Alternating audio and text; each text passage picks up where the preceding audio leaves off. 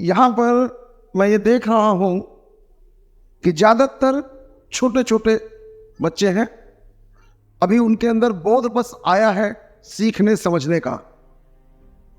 और जैसा आप जानते हैं कि माँ पहली शिक्षक होती है, उसके बाद दूसरा शिक्षक उनका पिता होता है, और उसके बाद तब इन शिक्षकों का नंबर आता है।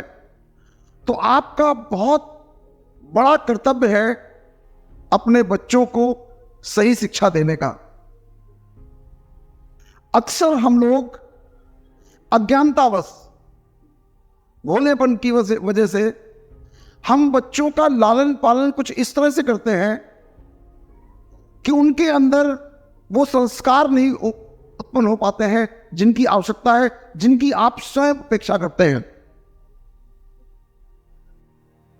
इसलिए कभी भी अपने बच्चों से किसी भी तरीके के नकारात्मक शब्दों का उपयोग न करें। अक्सर माँ भोलेपन में कह देती है कि मेरा बच्चा तो बिल्कुल मूर्ख है, बिना बुद्धि का है, इसको कुछ नहीं आता है। इस तरह के शब्दों का कभी उपयोग न करें। कभी न कहें कि उसके अंदर संभावनाएं नहीं है। आपका बच्चा इस संसार की सबसे बड़ी उपलब्धि को पाने का अधिकारी है, और आपका यह कर्तव्य है माता पिता होने के नाते कि उसके मन में वो भाव भरे कि उसको जीवन में क्या बनना है। मैं अपनी थोड़ी सी पृष्ठभूमि बता दूं। मैंने 10th क्लास तक की जो एजुकेशन ली थी वो ऐसे स्कूलों में ली थी जिसको मैं ये कह सकता हूं कि ये विद्यालय उससे बहुत अच्छा विद्यालय है। 5th क्लास तक मैं स्वयं अपनी टाट पट्टी लेकर के जाता था स्कूल में और उसी में पढ़ाई करता था। और उसके बाद जब हमको ज्ञान स्वयं प्राप्त हुआ कि नहीं मुझे क्या करना है, कैसे करना है, तो उसी के अनुसार धीरे धीरे अपने आप को बढ़ाया।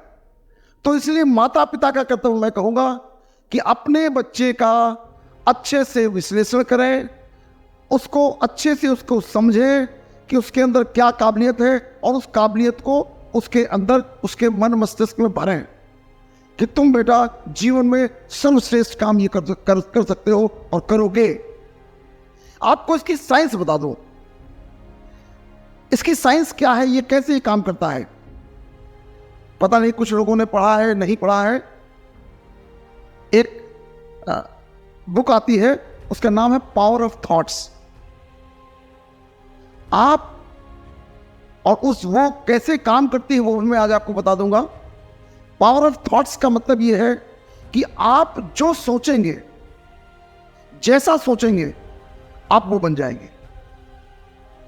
कुछ हमारी परवरिश ऐसी होती है कि हम सही सोच नहीं पाते हैं। हमें वास्तव में कोई सिखाता नहीं है, बताता नहीं है, जीने की कला नहीं बताता है कैसे जिए। तो हम अक्सर भूतकाल में जब सोचते हैं तो दुख पाते हैं, और जब भविष्य में सोचते हैं तो भय पाते हैं। और भय हमेशा नेगेटिव चीज का आता है, ऐसा ना हो जाए, वैसा ना हो जाए, इम्तिहान में पास हो ना हो, नौकरी मिले न मिले, पता नहीं क्या हो, इस तरीके के भाव आते हैं। जबकि भाव आने चाहिए कि 100% मेरा बच्चा क्लास में अव्वल होगा, सबसे अच्छे नंबरों से पास होगा और इस देश का एक बहुत अच्छा सम्मान नागरिक बनेगा। ये भाव अपने अंदर भरे पहले, उसके बाद बच्चे के अंदर में वो भाव पैदा करें, तो उसके अंदर ये ललक पैदा होगी कि हाँ हम बड़े आदमी कैसे बन सकते हैं। जब ये ललक पैदा कर देंगे तो कर लेगा। बजाय इसके हम बिल्कुल विपरीत दिशा में उसको समझाते हैं और उसके अंदर भर जाता है कि मैं कुछ नहीं कर सकता, मैं तो चपरासी बनूंगा, मैं बाबू ही बनूंगा, इसके अलावा कुछ बन नहीं सकता। तो ये भाव कतई न पैदा करें। इस देश में जितने बड़े लोग हुए हैं वो सब के सब ऐसे ही लोग थे जो बहुत गरीब परिवार के थे। डॉक्टर APJ अब्दुल कलाम एक ऐसे व्यक्ति का नाम है जो बहुत गरीब परिवार में बहुत ही कम पढ़े लिखे परिवार में पैदा हुआ, उनके घर में खाली अकेले वही अकेले जो पढ़े लिखे थे, और आपने देखा कि वो न केवल मिसाइल मैन बने बल्कि उसके बाद वो देश के राष्ट्रपति भी बने। तो हमारे सब बच्चों के अंदर ये संभावना है कि वो इस देश के सर्वश्रेष्ठ पोजीशन में जा सकते हैं। तो एक बात तो ये है, और दूसरा बच्चों के लिए वो भी मैं आप ही को बताऊं, क्योंकि आज कुछ कम मुझे बच्चे बड़े वाले दिख रहे हैं, तो आपको उनको पढ़ने का तरीका भी सिखाना होगा। क्योंकि हमको नहीं आता तो इसे उसको कैसे सिखाएं। हम अपनी टीचर्स से भी ये बात कहेंगे कि पढ़ने का तरीका क्या होता है, कैसे पढ़ा जाए जिससे हमारे सर्वश्रेष्ठ नंबर आए। तो पहला तो ये विचार है सर्वश्रेष्ठ नंबर आने के लिए कि मैं ही सर्वश्रेष्ठ हूं। अपने घर में शीशा लगा लीजिए, कभी हेजिटेट मत करिए। आपको बहुत बार ऐसा लगता है कि दूसरा क्या कहेगा, मैं ऐसा सोचता हूं। जो बनना चाहता हो, अभी चूंकि आप माता पिता हैं, बड़े हैं, बच्चे छोटे हैं, उनके अंदर संभावना नहीं है, अपने दीवार के सामने लिख के लगा दीजिए कि मुझको ये बनना है, वो बन जाएंगे आप। लेकिन उसके लिए अंदर से डिटर्मिनेशन चाहिए, अंदर से भाव चाहिए कि हमको बनना ही है, तो आपका बच्चे बनेगा। उसके साथ ही साथ अपने पूरे 24 घंटे के समय में से कम आपको 1 घंटा बच्चे के साथ बिताना चाहिए। अगर आप अपने बच्चे को नहीं बिताएंगे 1 घंटा, तो वो मोहल्ले में ढूंढेगा 1 घंटा, और उससे वहां से जो संस्कार मिलेंगे वो उल्टे ही मिलेंगे। कभी भी बच्चों को भयभीत नहीं करना है, कभी भी बच्चों के साथ दुर्व्यवहार नहीं करना है, कोई मारना पीटना कभी भी नहीं है। आप अपने बेटे बेटी के मित्र बनिए। उस मित्र बनने से वो आपको अपने दिल की सारी बातें बताएगा, और जब वो सारी बातें बताएगा तो आप उसको समझ पाएंगे कि वो क्या क्या चाहता है, उसके जीवन में हमको क्या क्या आवश्यकताएं हैं। और मैं ये बात अच्छी तरह बता दूं आपको कि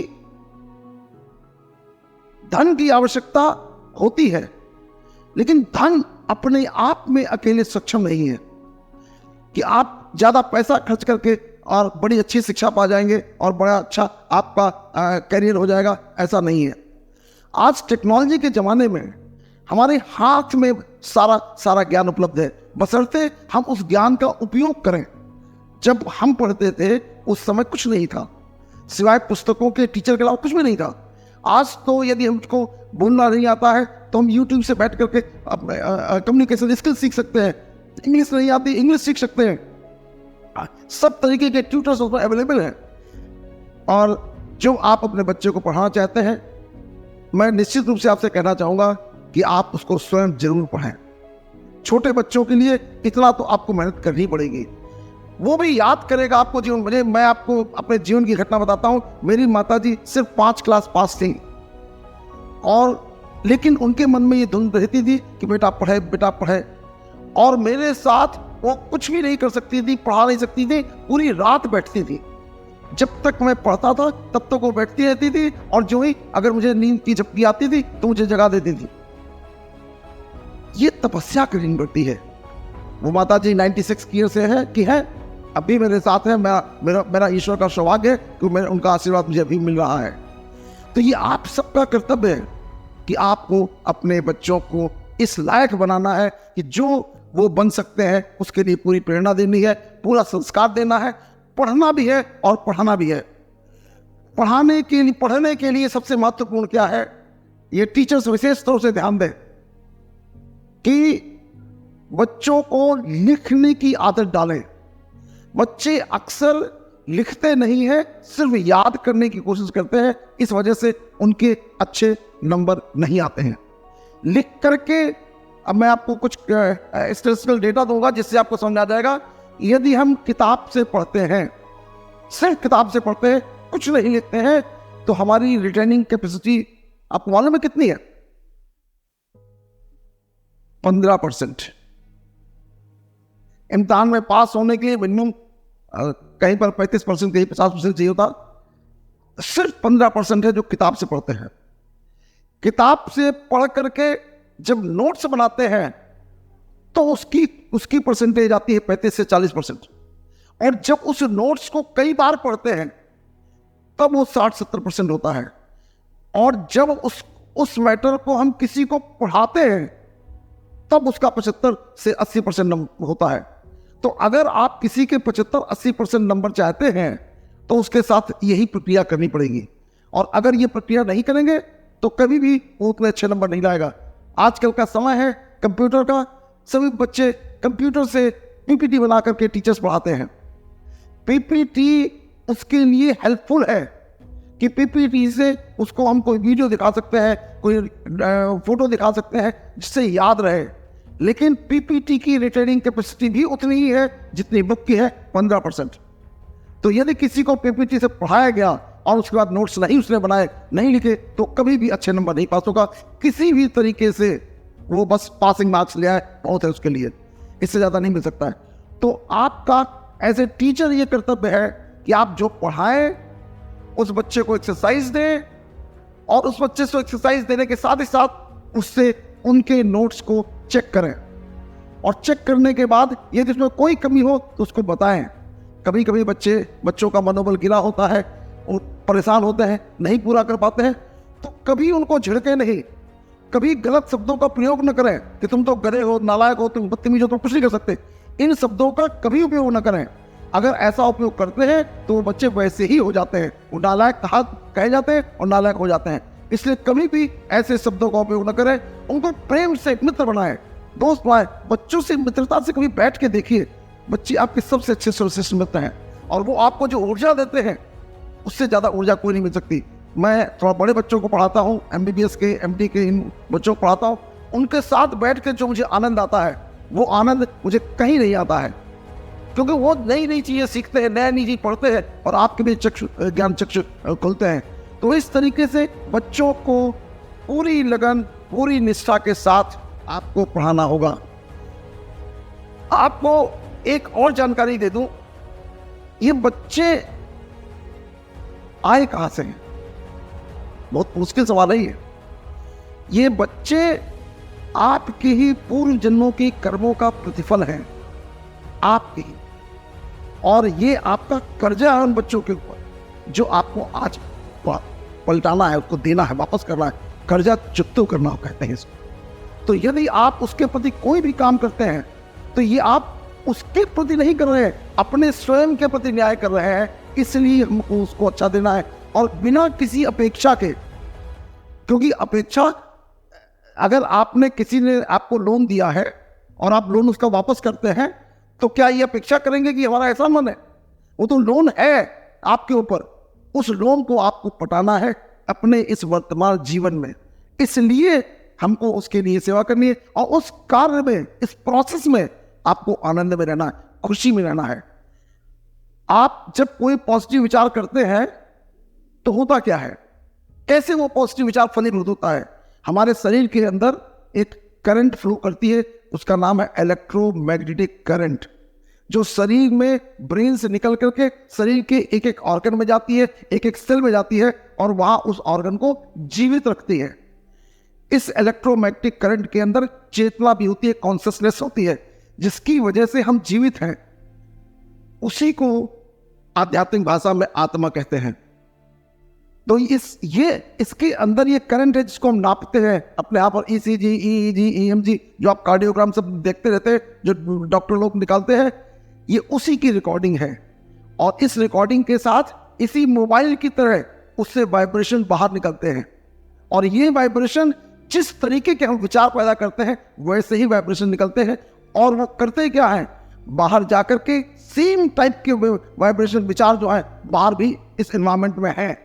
ये मोबाइल कैसे चल रहा है? कहीं तो तार तो लगा नहीं है, इसकी फ्रिक्वेंसी और उस टावर की फ्रिक्वेंसी एक होती है, तो ये उसको कनेक्ट कर लेता है और पूरा पूरा पूरा वर्ल्ड दिखा देता है सामने। इसी तरीके से ये जो शरीर का मोबाइल है, ये सबसे ज्यादा मोस्ट एडवांस्ड है, जो किसी मनुष्य ने नहीं बनाया, बल्कि सीधे साक्षात परमपिता परमात्मा ने बनाया है। इसकी पावर अट्रैक्शन इतनी ज्यादा है कि एनवायरमेंट से वैसे विचार खींच लेता है, और अपने उस विचार को कई हजार गुना मल्टीप्लाई कर देता है।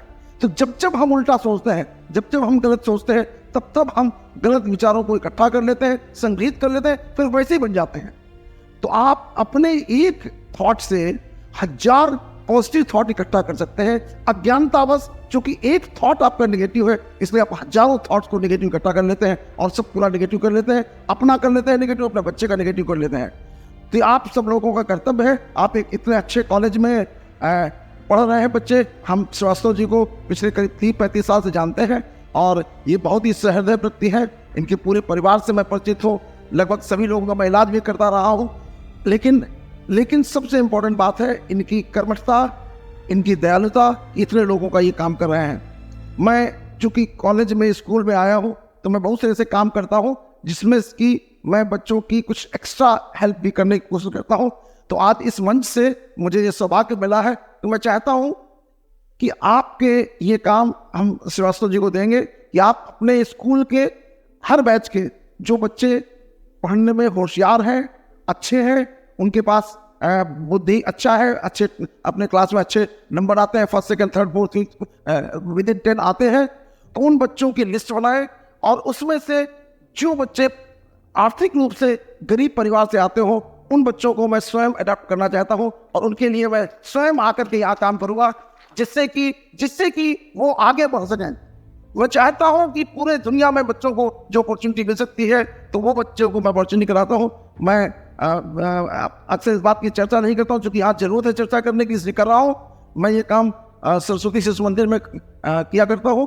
आज चूंकि मुझे यहाँ मौका मिला है, मैंने अभी इनसे पूछा कि यहाँ पर किस तरह के बच्चे आते हैं, तो उन बच्चों को निश्चित रूप से, और ये मैं जानता हूँ, उसमें सेलेक्ट करते हैं। मान लीजिए हमने 5 बच्चे एक बैच में सेलेक्ट किए, तो 5 बच्चों को वो 5 वेरिएबल होंगे, जिसके नंबर बढ़ेंगे वही उसमें रहेगा, अन्यथा नीचे से दूसरा आ जाएगा।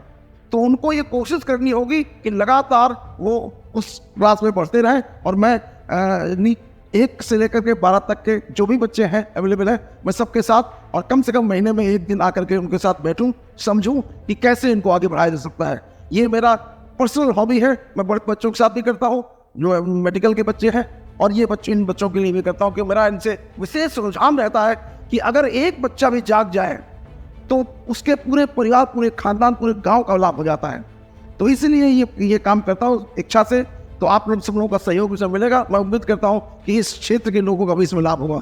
आपने मुझे यहाँ बुलाया, मुझे मौका दिया अपने विचारों को शेयर करने के लिए, इसके लिए बहुत बहुत धन्यवाद।